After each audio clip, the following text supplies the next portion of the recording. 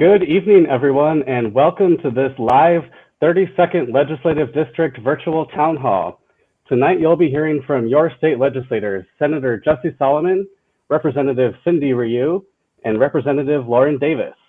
During this hour, your lawmakers will share their thoughts on this year's legislative session and answer your questions, comments, and concerns about the session and state government. Many of these questions we're hearing tonight were submitted in advance through our survey. And if you are tuning in right now to this live stream, you can also post questions in the comment section throughout the event. So let's get things started with some introductions. Senator Solomon, can you start us off? Yes, thank you everybody for being here. Thank you, Curtis, for hosting this. We're going to get into deep details about what happened this legislative session, and we actually accomplished a whole lot for a very short sort of off-year supplemental session. It was really successful.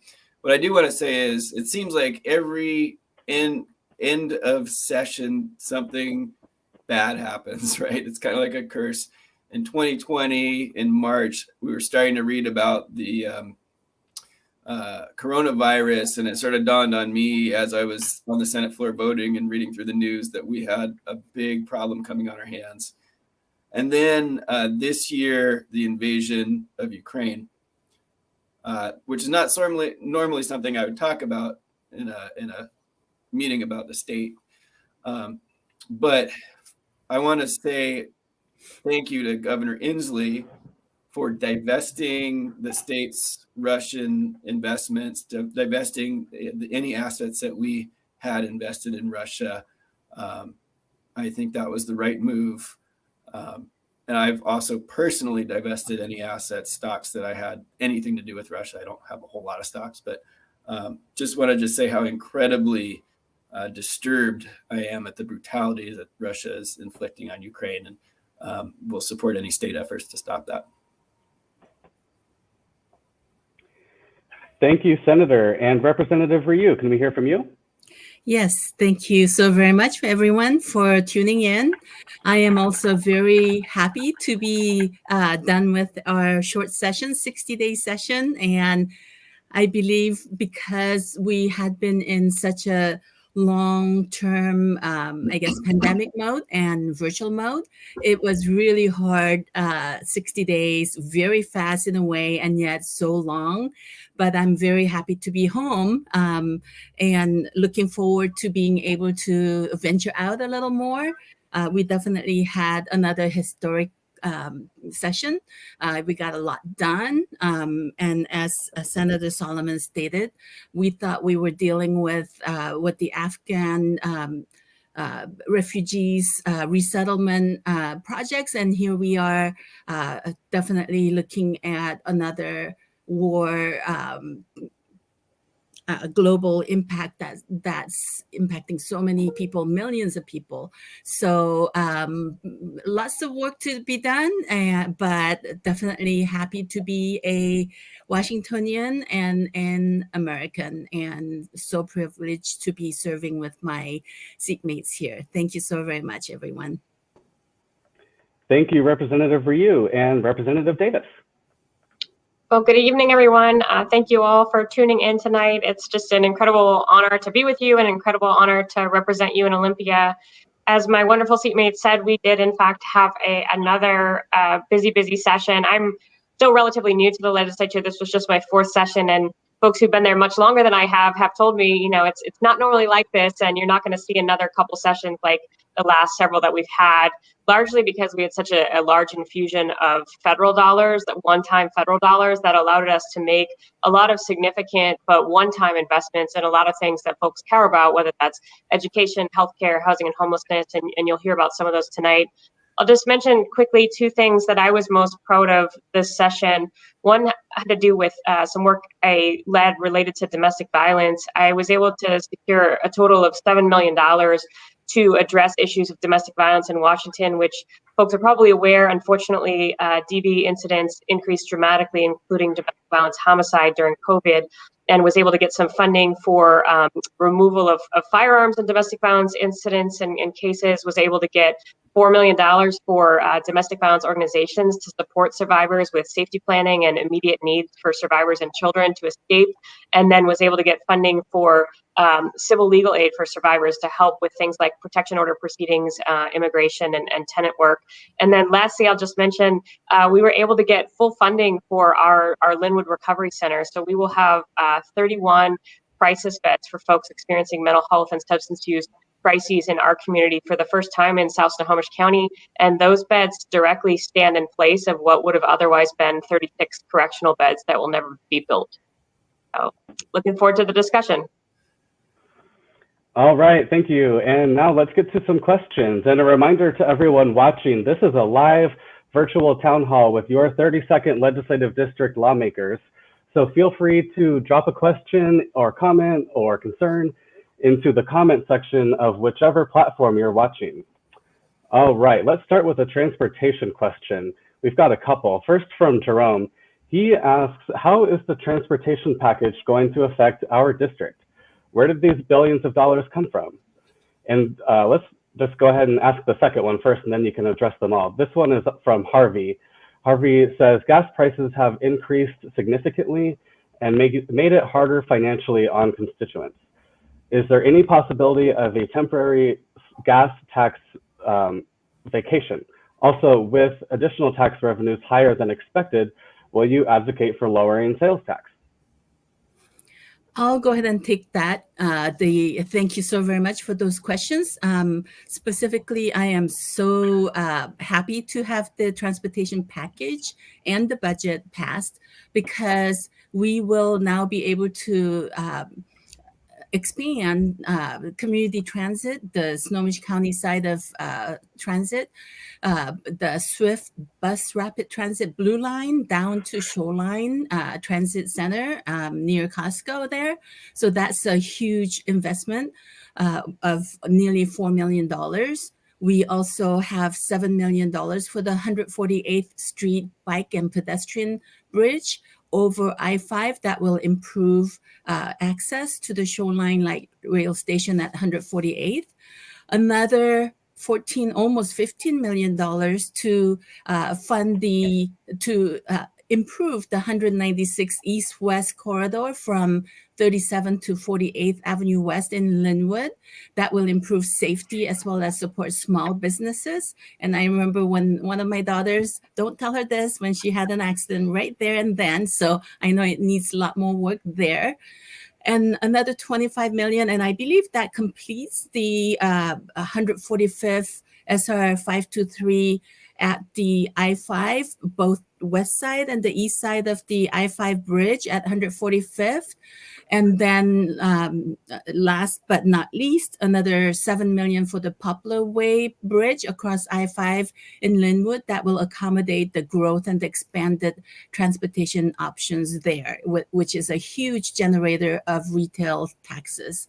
The second question, I believe, was about gas taxes and so on, and where the money came from. We heard loud and clear that people can't pay more at the pump, and from the pandemic to the price hikes caused by Putin, and we're all feeling it. That's why we didn't raise the gas taxes to pay for our transportation package. Instead, we're using existing funds and the new federal dollars to make important investments. And our highest priority was to keep our roads and bridges in good condition, working condition, and safe for all of us to use. And in the past, we've seen I-5 shut down because of flooding and fires, and our mountain passes closed and extreme weather events, which means food and medicine and other supply chain issues contribute to us people not getting them in a timely manner, and it impacts our economy. And of course, on a personal level, we end up spending a lot more time in traffic than with our families. So so part of the reason we did not look at reducing or tax holidays for gas is that we don't even have enough fare box or toll recovery. And so we had to do those transfers from general fund. And also, unfortunately, we had to sweep another $100 million from the Public Works Fund, which we do not like to do, but we fully intend to restore. And so I'm hoping that we will definitely be able to, going forward, look at reducing our sales taxes, if not our gas taxes. I hope that answers your questions. All right, thank you. We have a housing question from Mallory. Mallory asks, given the incredible housing challenges in our state, are you committed to passing a zoning reform bill that will ease restrictions on diverse housing options that are currently illegal in nearly 3/4 of Washington cities? Thank you. I can take that question. Mallory, I'm not sure exactly what you mean by diverse housing options that are illegal, but yes, we have a housing crisis and we need to build more housing. I wrote and passed a bill, Senate Bill 5818, that will make it easier to develop housing and in some respects, smaller unit housing, smaller single family, because we're seeing a lot of these lots where they tear down the old house and then they build corner to corner these huge new houses that most local folks can't afford. So I wanted to incentivize housing being built at 1,500 square feet or less, single family. So we did that. The situation is, each city has control over how they zone or regulate and develop housing.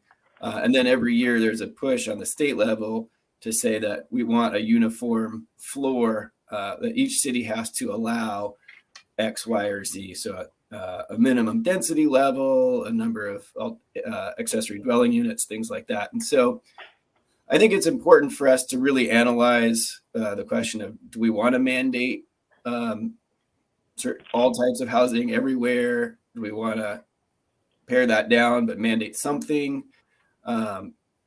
You balance that so local jurisdictions know best what their residents need, want, what's suited for their city. But yes, a lot, Mallory, of what you say is true, that some cities, not all, but some cities are not doing the right thing, right? They're being exclusive or exclusionary, and we need to do something about it. So I think all of us here this year supported increasing or allowing any lots that are 4,500 square feet or larger to do accessory dwelling units that aren't necessarily owner occupied, so you can rent them, things like that. Did not pass the Senate. I was in on the conversations. We don't have the votes for it right now, although I do support it. Thank you. All right, we received a couple additional housing questions submitted in advance from the survey. So let's stay on this topic with Eric's question. How can rent assistance be prioritized for small landlords before large hedge fund owned complexes? Yes, I'll go ahead and take that because I was involved in many of the questions, especially right as the pandemic started. And we discussed at length with Department of Commerce.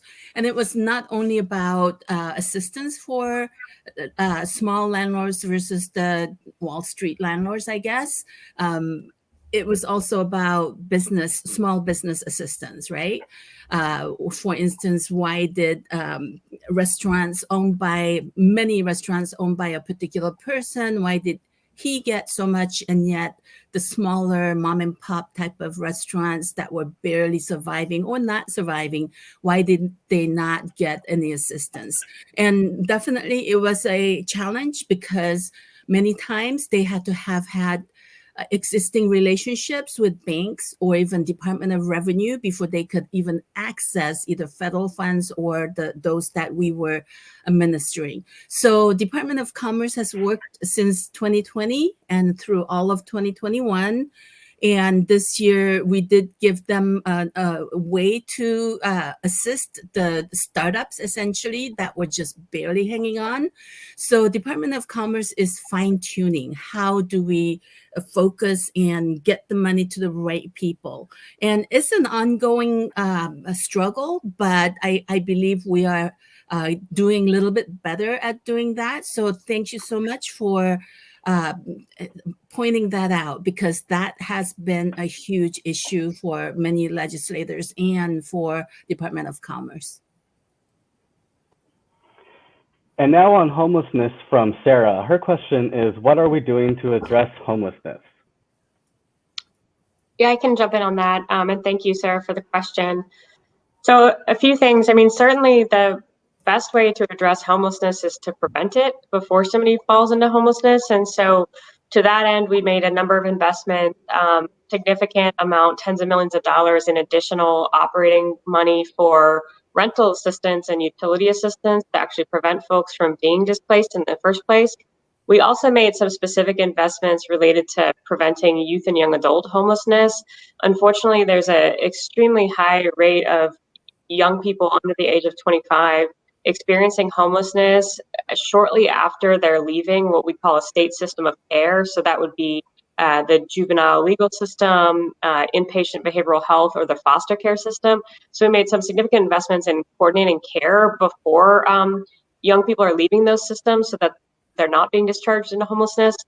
We also made some investments in supporting the workforce to try to retain people and recruit people into the workforce, that human services and housing workforce. And then there was a very large piece of legislation by Representative Chop related to the Apple Health and Homes program.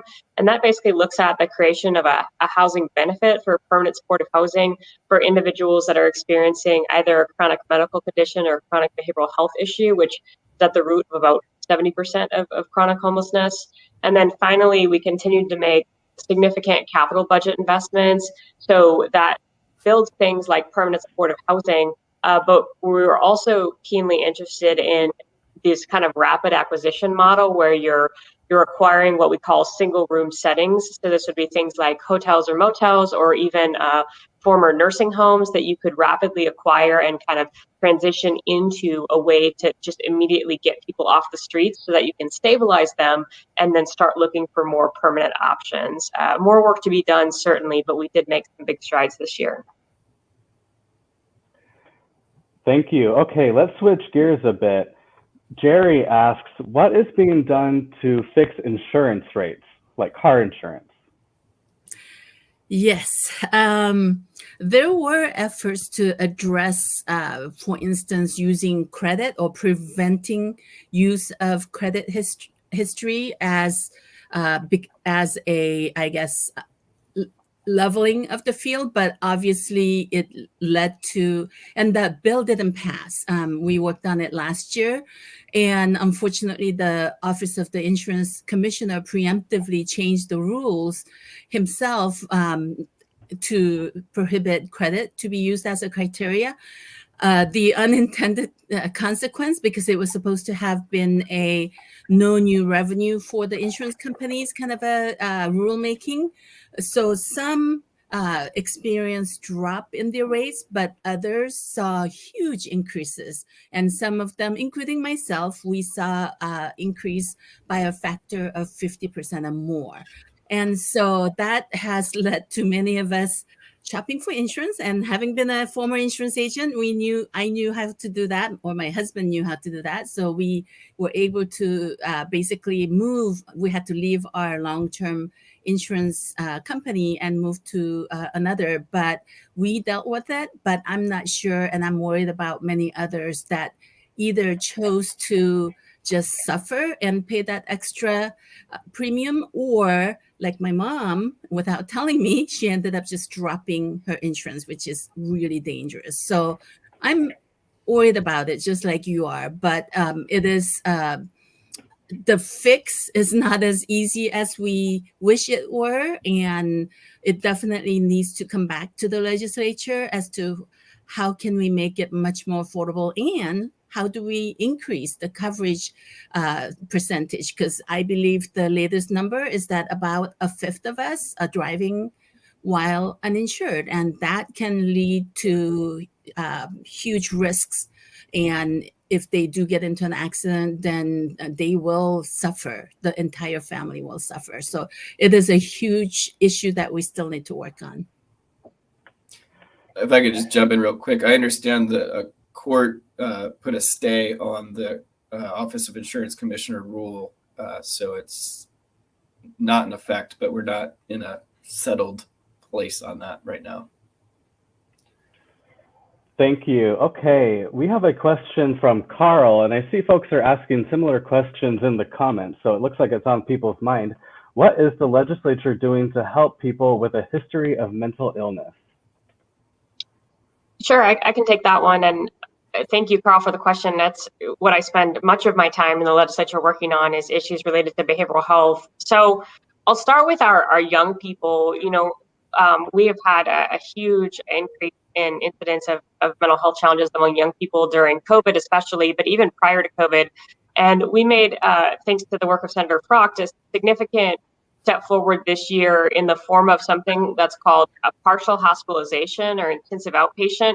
And essentially what that is we have right now, sort of your once a week outpatient for mental health, and then we have psychiatric hospitalization, and there's nothing in between.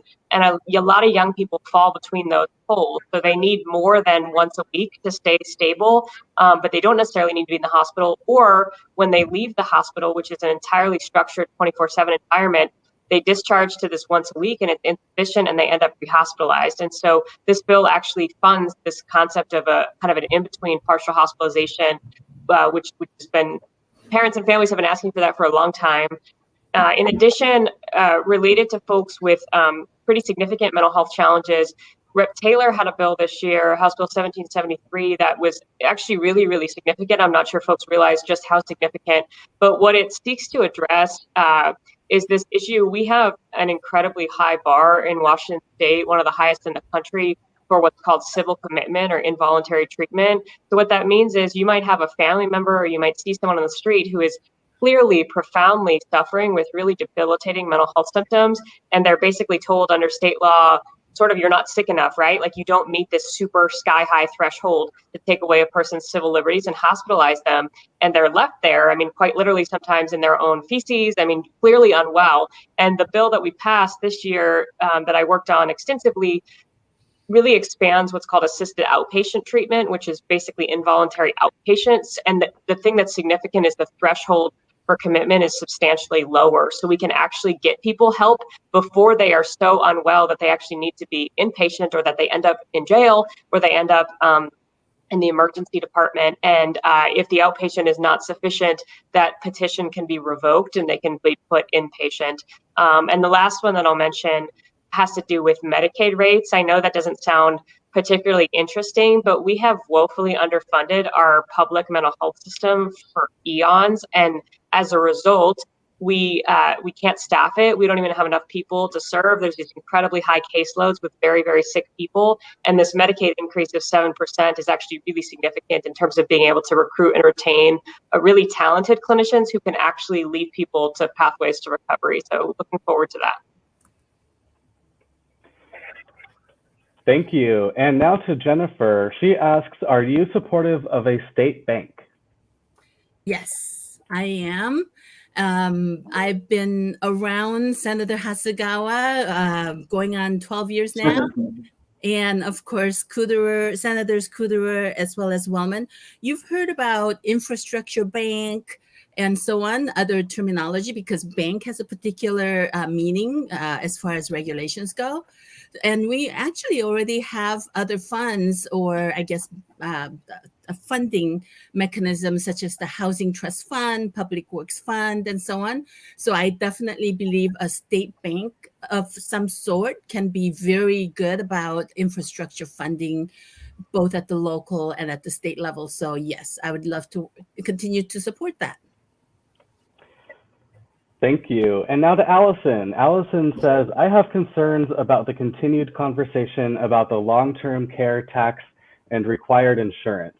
This is a massive tax that will impact families, specifically low-income families, really hard.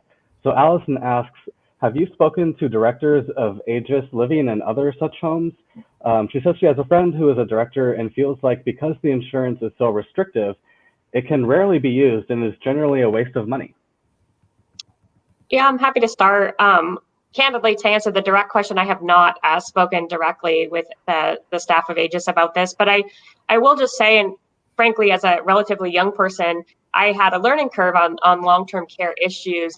And one thing that I did learn is just some data around the prevalence rates and of individuals in the community and who will actually need this. And I think the general public sometimes might overestimate the extent to which people are going to end up, for example, needing memory care in a nursing home. So it's only about a quarter of the population, it turns out, that actually needs the level of care where you're paying, $4 or $5 a month for a significant level of care.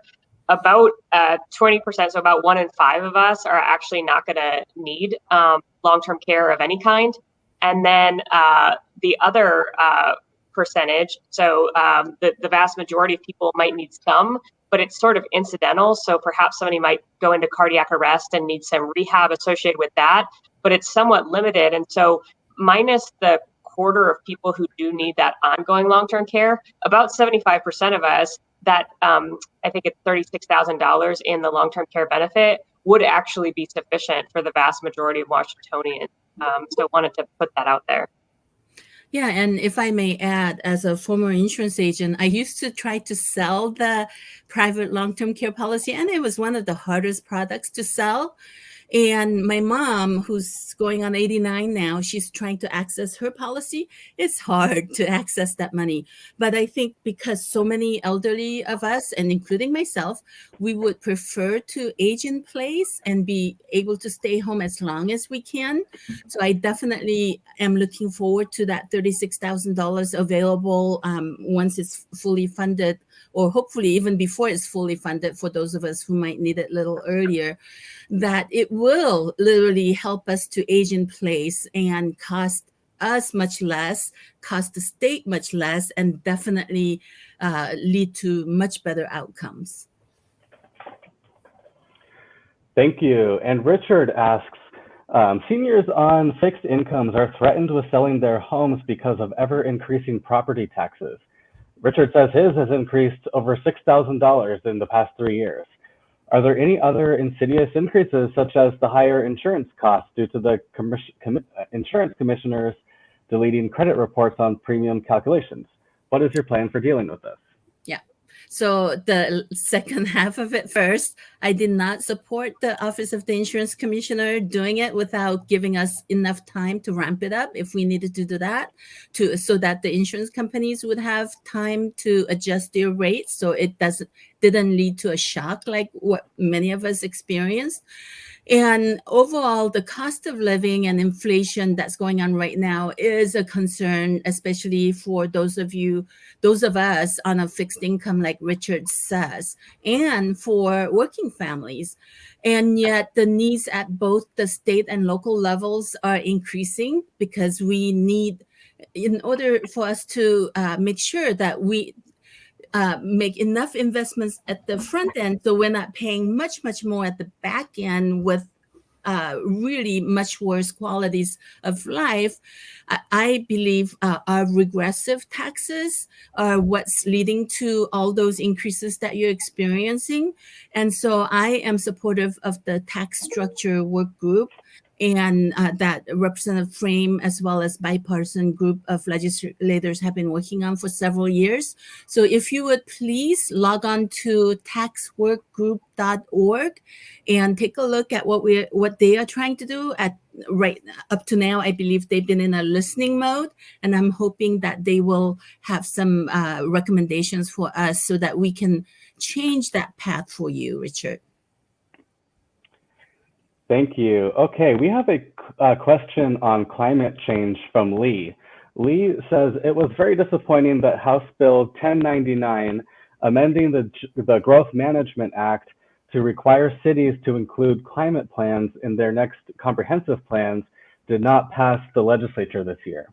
So Lee asks, short of regulation via the Growth Management Act, what do you propose will prompt cities to enact serious climate action plans? I can take that. Lee, I was the Senate side sponsor for the same bill, the companion bill 2 years ago. So I introduced that in the Senate. A little bit of good news is I think I'm hopeful that we can still pass that bill. A lot of bills die because it doesn't have the votes. And then sometimes in a short session, they die because we don't have that time. And we tried to get it to a vote towards the end. Frankly, you know, everybody gets to talk in the legislature, and the Republicans, I think, didn't want to pass the bill, and they were threatening to take a lot of the floor time, and we had to finish on time in 60 days, and that's how a lot of bills die. But I'm pretty confident that if we keep the majority, Democrats in both chambers will continue to have the votes, and we could prioritize that next year. I'm not saying that to be partisan. I'm saying that because if the Republicans take one of the branches, I don't think the bill is going to move. I mean, I'm 100% sure of that. That's just a fact.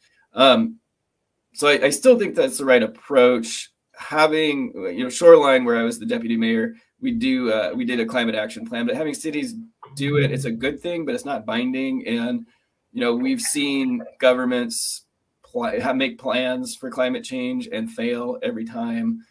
So I'd rather do 1099, which sort of requires within the growth framework, growth management framework, requires climate change to be a part of the thought process that goes into where and how we develop our housing, our transportation, and all the carbon that brings in the atmosphere. The basic premise, one of the basic premises, is that the more dense local jobs and housing and transportation you have, the less carbon you use, but the more sprawl that goes out into, you know, the mountains, the more carbon you use. So denser, less carbon, better for the environment. Thank you. Thank you. And remember, everyone, this is a live virtual town hall with your 32nd Legislative District lawmakers. So please ask us questions in the comment section of whichever platform you're watching.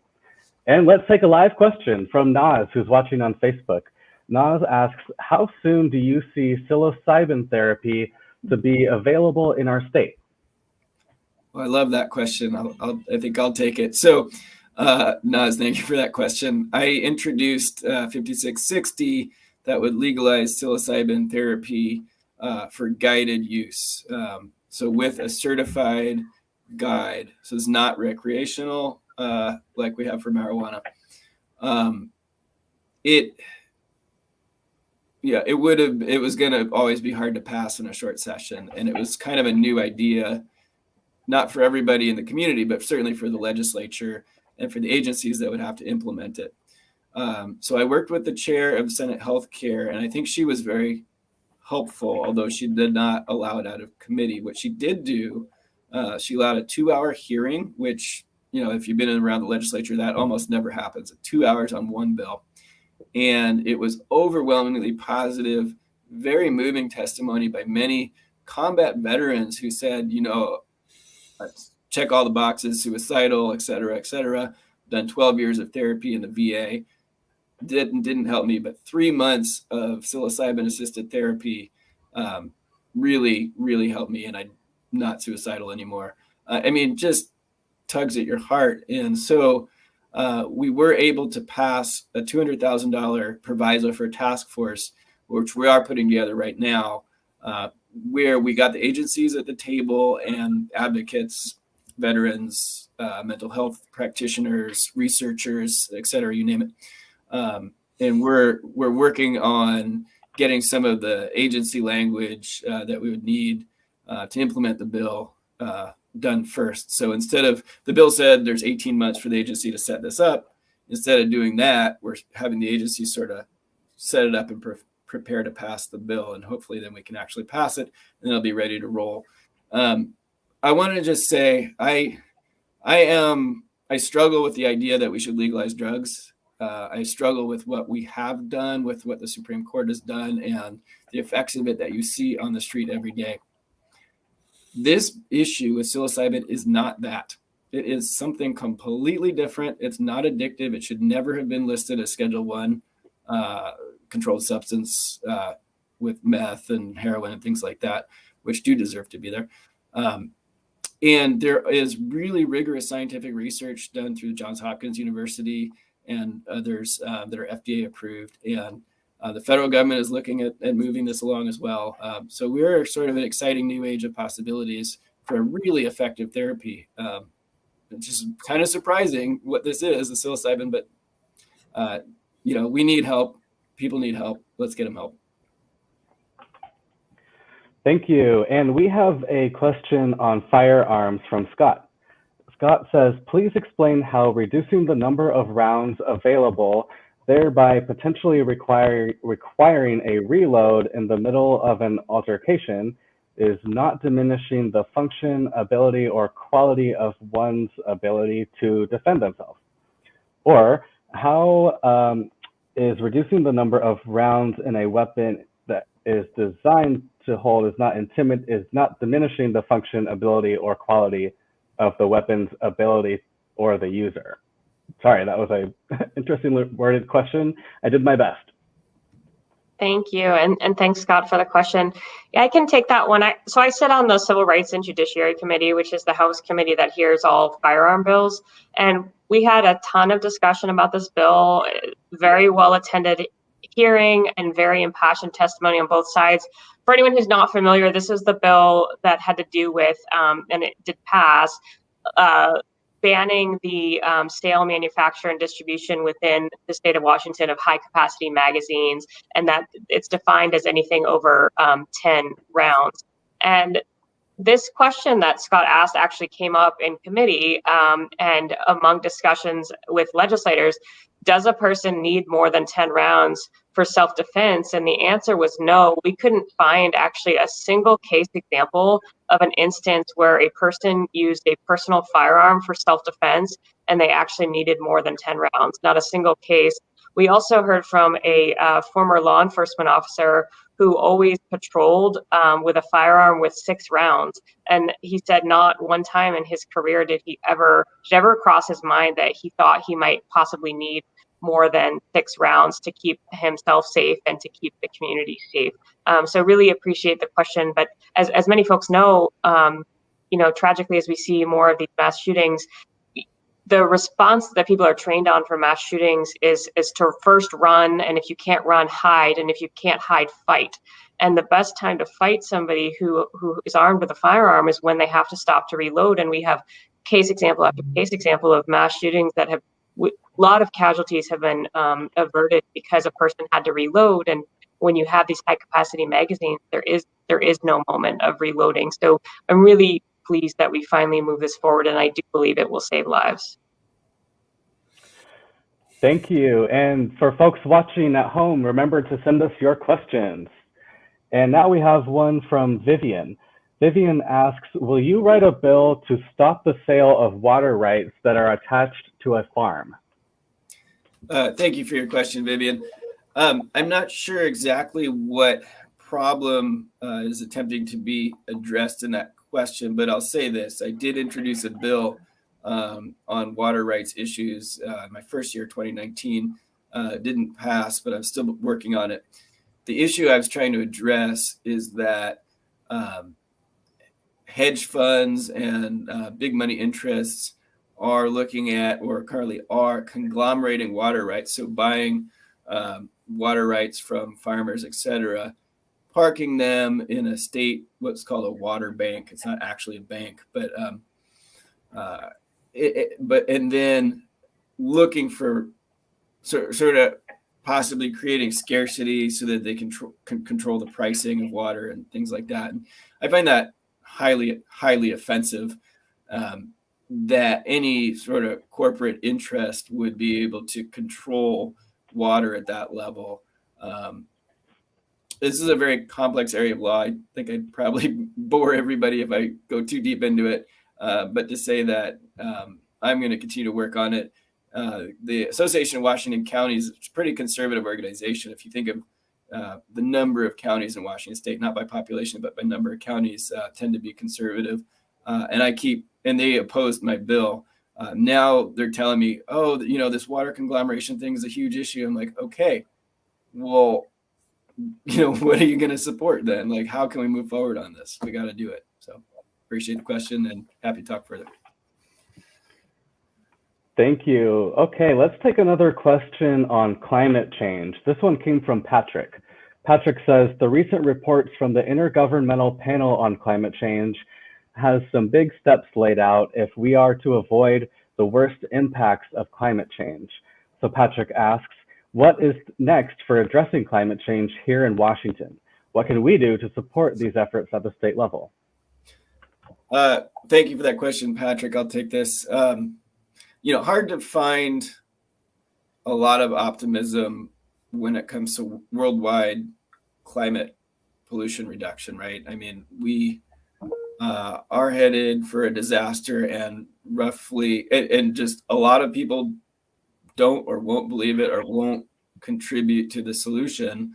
I've had a very hard time convincing Republicans that they should pay any attention to it. They think we're crazy. We think they're crazy. It's not a great situation.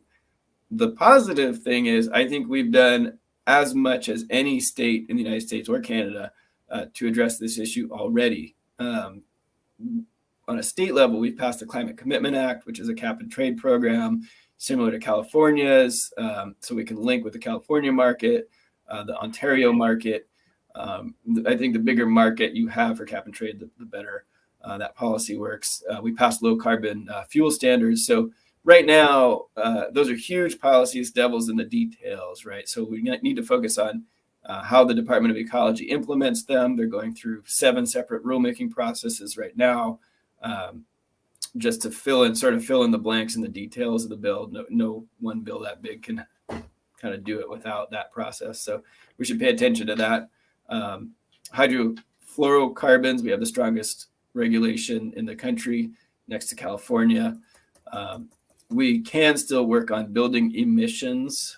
So the carbon that comes out of building emissions, out of buildings, from heating, natural gas is one of the leading causes of carbon in the atmosphere. And so we did have a bill to limit that, but ran into opposition, mainly from union labor. And so we want to make sure to have the support of working families as we move towards fixing climate change. So we're going to have to crack that nut somehow. I would say our transportation package was the greenest transportation package in Washington history, with the most mass transit, low carbon emission funding that we've ever had. And also, lastly, climate resilience. We spent $2.4 billion on redoing culverts that block salmon from cool spawning waters. So 50, 60, 70 years ago, when we were building our urban areas, we didn't give any thought to salmon and made them virtually extinct at this point because we blocked off their spawning areas. And so we're under court order, actually, because the native tribes have a treaty right to fish and to have fish come back. So we're under court order to do this. And we came up with the money to increase spawning habitat, and that helps with climate resiliency. And at the federal level, there is a lot of funding coming down pretty soon. And so I think at the state level, we just have to be prepared to be much more competitive for the various grants coming.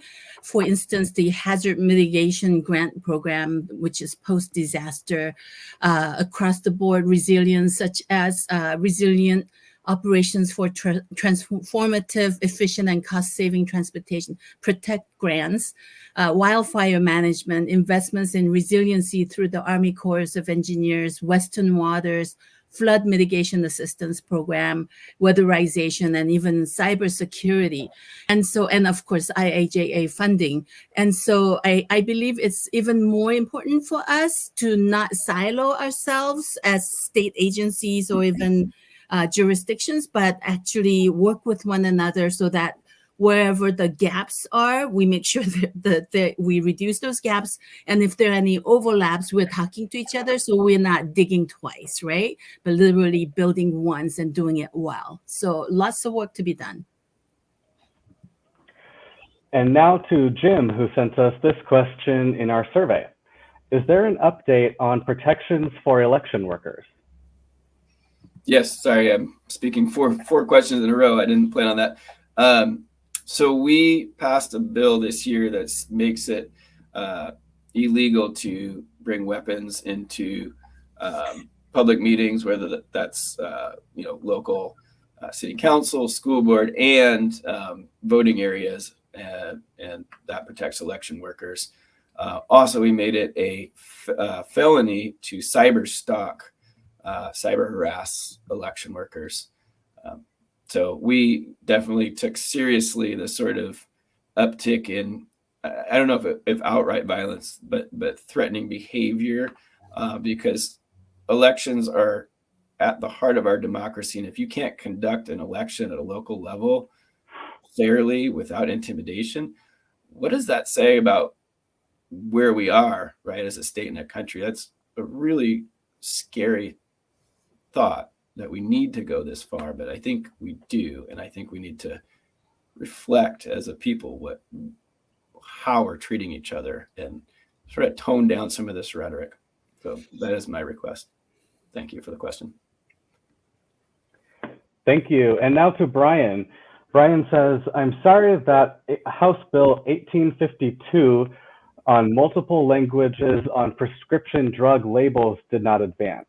Brian asks, what is the future of that legislation?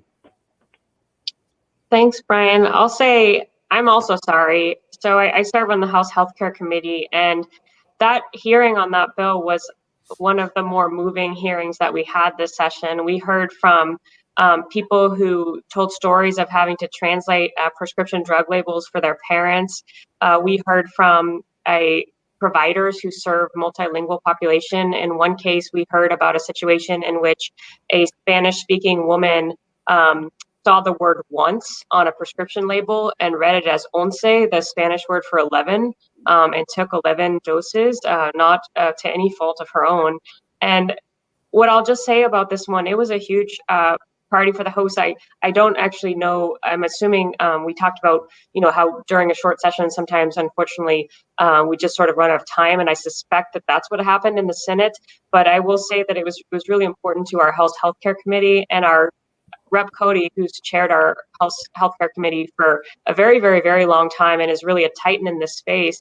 She said publicly in committee, I am embarrassed that we're having to pass a bill on this, that we do not provide prescriptions on information about prescriptions to individuals in the language that they speak. Like, that is just absurd. And so I do expect this to pass next year, especially since it's a longer session and we have the gift of time. Thank you. And remember, everybody, please continue sending us your questions. Let's take one from Kim, who's watching on Facebook.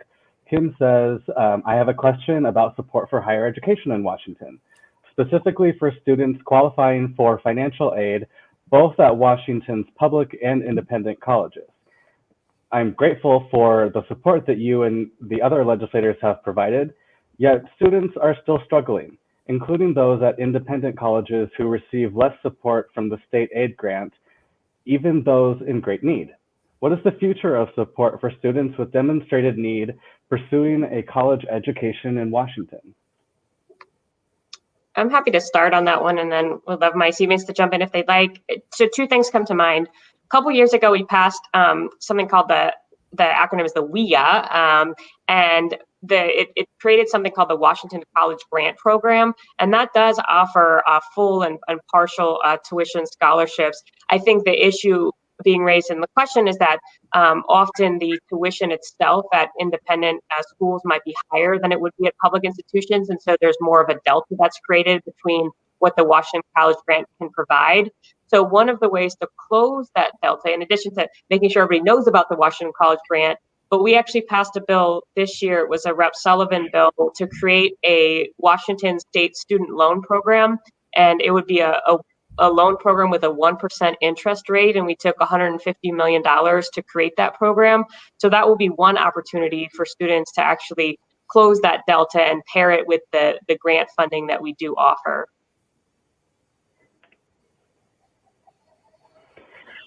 All right, and now to Stephanie. What are you doing to make sure our police and law enforcement can do their jobs?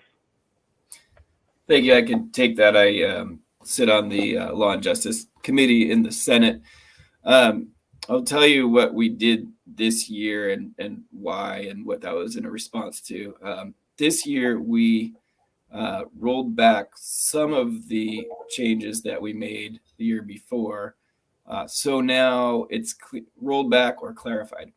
And now it's clear that when there's a mental health crisis and somebody needs to be taken to a mental health institution or hospital, that police can use reasonable force to tame somebody, put them in a gurney, tie them down if necessary. They were not doing that last year, and it led to some situations. Additionally, we make it clear that they can use less lethal weapons instead of going straight to lethal weapons. We now make it clear in law that they can use beanbag rounds. Had to do with confusion around, we said no military weapons with 50 caliber. Well, they use beanbags in the 50 caliber, and so we needed to just be specific about that. We did that. We now clearly allow officers to use force to detain somebody when they're under investigation. Last year, before that, police thought that they would have to let people simply walk away if they didn't voluntarily stay. That's, to me, clearly unworkable. So we made those changes. And the reason why we made year before, George Floyd the murder of George Floyd was a watershed moment for a lot of us. It wasn't something that happened just on its own, out of context. It had been something that has been happening in a lot of different ways and disproportionately to the Black community. And so I hear a lot of comments from my constituents about, why the hell did you ever do this and make it hard for law enforcement? Well, we're trying to find a balance because, those communities need justice too. And they need to feel like they're not going to be victimized by police. And there are some individual officers who are bad actors. I do not think that most are, but individuals have shown that, charged with murder, assault, so on and so forth. So we passed a series of reforms requiring de-escalation, giving the state board more oversight over investigations, more accountability.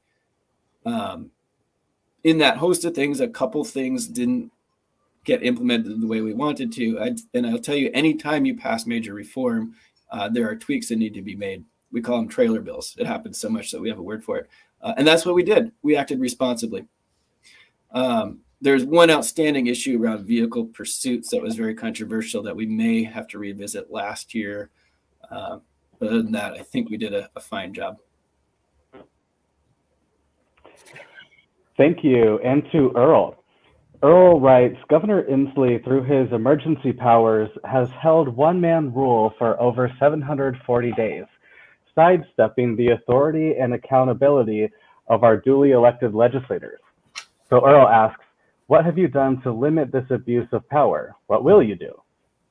Yeah, actually, I was involved in, before the pandemic, probably a couple of years before the pandemic, I was involved with actually giving the governor of Washington State additional powers because of the emergencies that we saw during the summer from the extensive wildfires and other disaster responses. And I think at that time we were sick and tired of going back for special sessions. So we made sure we passed, I believe it was a suite of 2 bills and a resolution to give him additional executive power, not necessarily policy power.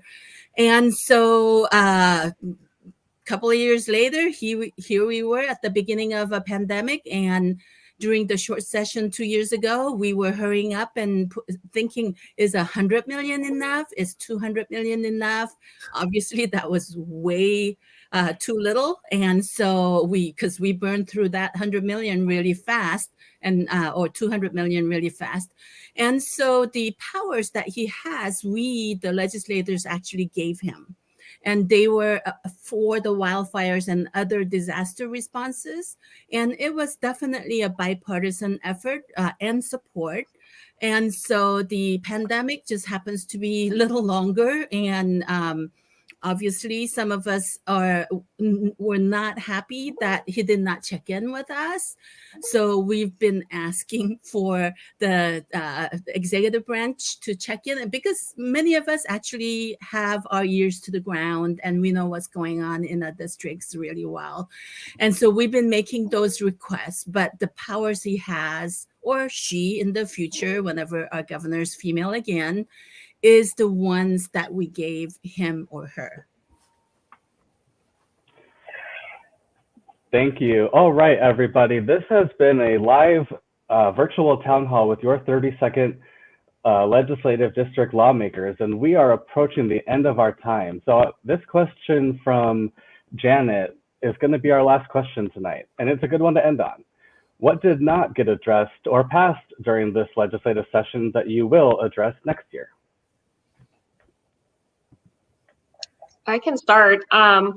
So one thing that I spent a lot of time on this last session that unfortunately died toward the end of session was work related to the intersection of domestic violence and firearms. I mentioned specifically some budget allocations that I was able to get, but I spent a lot of time digging into this work, and I learned some really staggering statistics. So it turns out that individuals who perpetrate domestic violence are actually responsible for lots of violence in the community that transcends intimate partner violence. So just specifically, about 2/3 of mass murderers have a domestic violence history. 1 in 5 child homicides is perpetrated by somebody with a domestic violence conviction. About 1/4 of all homicides and all attempted homicides are perpetrated by individuals with a history of domestic violence. So these are individuals who are dangerous individuals in general. And it turns out that under Washington state law, if you are convicted of a sex offense, a sex crime, you lose your firearm rights for the rest of your life. But if you are convicted of domestic violence, you lose your firearm rights for just 3 years. And as long as you've had any 3 years without a conviction, you can get them back. And it's not very hard to not get a conviction because we rarely prosecute for domestic violence under Washington state law. So I am working on some legislation to actually significantly extend that firearm prohibition for individuals convicted of domestic violence from 3 years to at least 10 years, and also ensure that individuals who've had protection orders issued against them for stalking or sexual assault or domestic violence, that they are also not able to access deadly weapons. What didn't get done in the 2022 session was addressing organized retail theft, which diverts basically the items are stolen from the supply chain. And so I'm thinking of marrying that particular issue with the catalytic converter theft work group, which did pass, and which the Wazoo's Ruckelshaus Institute will be convening, so that we can give relief to both the big box as well as the small retailers, mom and pop retailers. And by the way, we did a lot of support for the entrepreneurs and growing the small businesses. I mean, for instance, 70 million for Working Washington grants, which was in the governor's budget, small business flex fund loans. And there were so many of us legislators who were pulling together to make sure that the small business ecosystem thrived, especially once we are on the other side of the pandemic, hopefully later this year. And so there's a lot of work to be done. And another one is the historically underserved communities for business innovation and competitiveness funds. And so I expect to continue to work with Representative Noel Frame, who serves on my Community and Economic Development Committee, so that we can continue to reach out to the small businesses and shore them up for the next time any huge disruption to our economy, such as the pandemic, has wreaked on us. So please reach out to me if you have any questions or wish to get involved. I guess I'll wrap up. Couple issues I want to cover real quick: drug use, the Blake decision, police arbitration, mental health therapy. But I want to go off script a little bit to try to compliment Representative Davis on something that she helped get over the finish line on domestic violence issues that was really significant that we passed, which is coercive control of somebody by an abuser can now be grounds for a protection order. So you don't have to wait until you get physically abused. We know that there's a lot of behaviors that are not normal behaviors that are very predictive of physical violence. Taking away somebody's cell phone, excessive monitoring, video monitoring of them, showing up at their workplace, under not friendly terms. And this bill that passed allows judges to consider that. It doesn't mandate that they issue a protection order based on that, but allows them to do so if it's warranted. And I think the individual discretion of a judge on a case-by-case basis, this is a warranted legislation, and she really helped it get out of the House. So we're going to need to do something about drugs. I was dropping my son off to daycare, and there was literally somebody on a couch in the middle of the street. I have a photograph of it, 2 people smoking, I think it was fentanyl, with just crap all over the street, push cart from a grocery store that spilled over. I mean, we just can't continue to do this. So it's complicated how we got here. It's not likely that we're going to sort of quote unquote recriminalize all this kind of behavior. But I want to do something at least on a civil side that says that if you're doing that, you do come to court, you do get a substance use assessment, and you do go to treatment if it's indicated. And if you need the state to pay for it, fine, but do it. And if you don't do it, you can go to jail for civil contempt. That's a basic idea of the bill that I introduced this year. I do want to get feedback on it. It's controversial. I know that. And we got to figure out how it interacts with all the other laws we passed around this in response to a Supreme Court decision that essentially decriminalized drugs or made it legal. So we need to work on that stuff. Happy to hear from the community. Thank you. All right. Thank you, everyone, for joining us tonight. This has been a live virtual town hall with your 32nd Legislative District lawmakers. We got through a bunch of questions tonight, but if we couldn't get to yours, we're about to show you contact information for your lawmakers. So please reach out to them directly. Thank you, everyone.